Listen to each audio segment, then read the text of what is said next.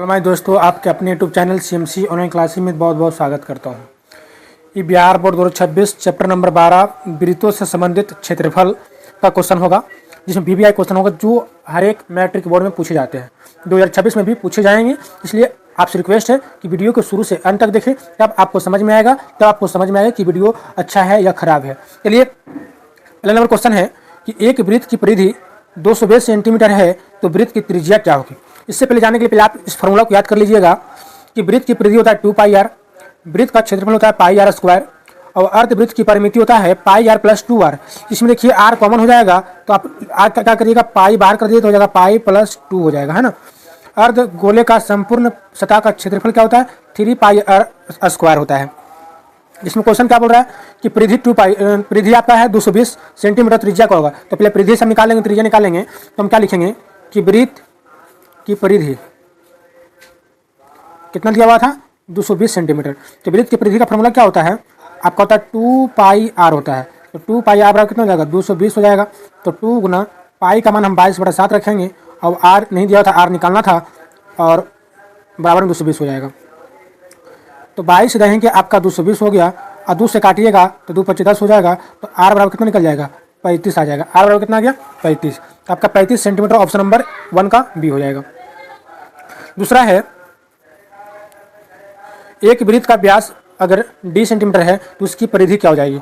तब बताइए, जब व्यास मेरा d है, व्यास कितना दिया हुआ है आपका d, तो पहले बताइए त्रिज्या कितना हो जाएगा। त्रिज्या को हम लोग r से इंडिकेट करते हैं तो त्रिज्या क्या हो जाएगा d/2। क्या पूछ रहा है हमसे कि परिधि क्या होगी। तो बताइए वृत्त का परिधि क्या होता है।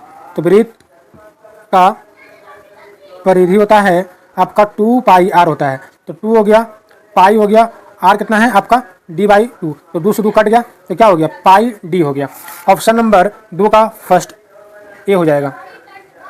अब सुनिए, तीसरा नंबर क्वेश्चन है कि एक वृत्ताकार खेत के मैदान की त्रिज्या 7 मीटर है, ठीक है।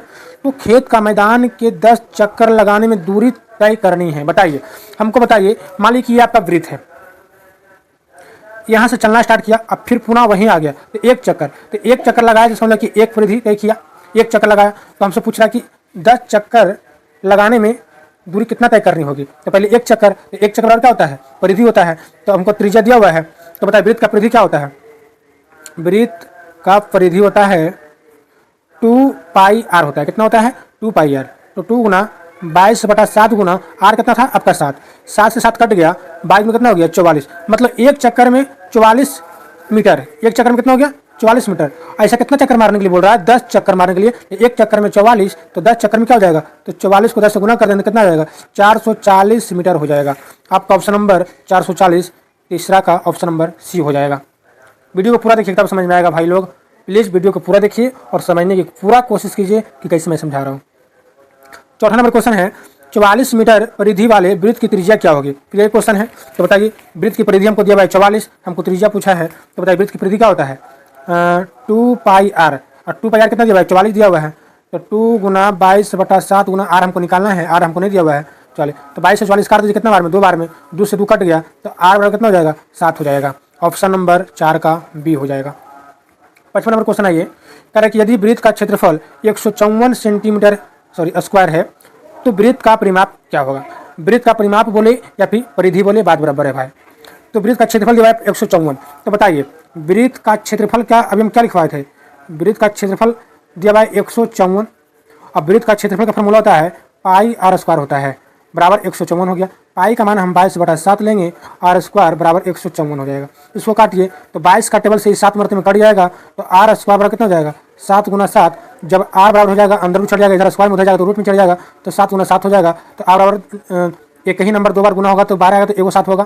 तो r कितना निकल गया आपका 7। ऑप्शन नंबर तो त्रिज्या निकल गया 7। हमको परिधि पूछ रहा है, तो परिधि क्या होता है 2πr होता है। तो 2 गुना 22/7 गुना कितना हो जाएगा 7 हो जाएगा, 7 से 7 कट गया, 22 में 44, परिधि कितना आ गया 44 आ गया। तो 5 का ऑप्शन नंबर सी हो जाएगा। 6 नंबर आइए क्वेश्चन, अगर यदि r वृत्त की त्रिज्या हो तो वृत्त का क्षेत्रफल क्या होगा। अगर वृत्त की त्रिज्या अगर r है तो वृत्त का क्षेत्रफल क्या होगा, अभी तुम लोग को लिखवाए हैं πr स्क्वायर होगा। छठा का ऑप्शन नंबर क्या हो जाएगा 6 हो जाएगा। छठा का ऑप्शन नंबर क्या हो जाएगा 6। 7 नंबर क्वेश्चन आइए, कह यदि किसी वृत्त की परिधि और क्षेत्रफल समान हो। देखिए कह रहा है यदि किसी वृत्त का परिधि और क्षेत्रफल अगर समान हो तो वृत्त की त्रिज्या होगी, बताइए क्या होगी।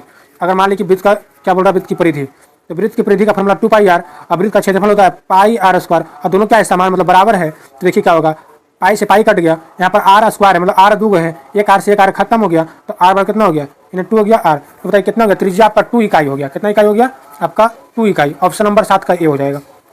8 नंबर क्वेश्चन है, कह रहा है कि यदि वृत्त का व्यास 14 सेंटीमीटर है तो उसका क्षेत्रफल क्या होगा। देखिए वृत्त का व्यास दिया हुआ है, तो व्यास मेरा अगर 14 दिया हुआ है तो पहले त्रिज्या कितना होगा, तो व्यास का आधा त्रिज्या होता है, तो आपका आर बराबर हो जाएगा 14/2 हो जाएगा। तो आपका आर कितना आ गया, 7 आ गया। बोलो कि वृत्त का क्षेत्रफल क्या होगा। तो वृत्त का क्षेत्रफल अभी आप लोग जानते हैं कि पाई आर स्क्वायर होता है, तो पाई का मान 22/7, आर कितना है 7 का स्क्वायर मतलब 7 गुना 7 होगा, एक 7 से एक 7 कट गया, 22 गुना 7 तो कीजिए 154 आएगा। तो ऑप्शन नंबर 8 का 154 सेंटीमीटर स्क्वायर हो जाएगा, ऑप्शन नंबर ए हो जाएगा। अब बताइए क्वेश्चन नंबर 9, अर्धगोला का संपूर्ण सतह का क्षेत्रफल क्या होता है। अभी आप लोग को बोले थे कि 3 पाई आर स्क्वायर होता है। अर्धगोला का जो संपूर्ण सतह का क्षेत्रफल होता है आपका 3 पाई आर स्क्वायर होता है। क्वेश्चन नंबर 9 का ऑप्शन नंबर बी हो जाएगा। चलिए क्वेश्चन नंबर 10 में चलते हैं।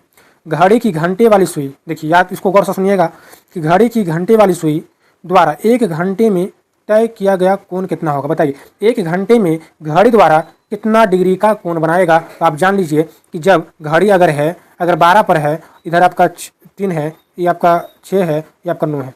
जब 12 घंटा का है तो 12 घंटा में लोग एक चक्कर लगाया, एक चक्कर अगर एक चक्कर लगाएगा तो 12 घंटा कवर करेगा। तो एक चक्कर में आपका 360 डिग्री का कोण बनता है। इसका मतलब 12 घंटा में 360 डिग्री कोण बन रहा है। तो 12 घंटा में एक चक्कर लगाया तो 12 घंटा बराबर 360 हो जाएगा। तो एक में कितना हो जाएगा, 360/12 की काटिएगा तो आपका 30 डिग्री हो जाएगा। तो हर एक घंटा में आपका 30 डिग्री का कोण बनेगा। आई होप आप इस वीडियो को पूरा देखे होंगे। अगर वीडियो अच्छा लगा होगा तो लाइक, शेयर और एक कमेंट करके बताइएगा अपने भाई को कि हम किस तरह से आपको समझाएं। अगर अच्छा लगा होगा तो बस चैनल को सब्सक्राइब कीजिए और वीडियो को लाइक कीजिए। Okay bye, take care. फिर मिलते हैं नेक्स्ट वीडियो में, तब तक के लिए जय हिंद।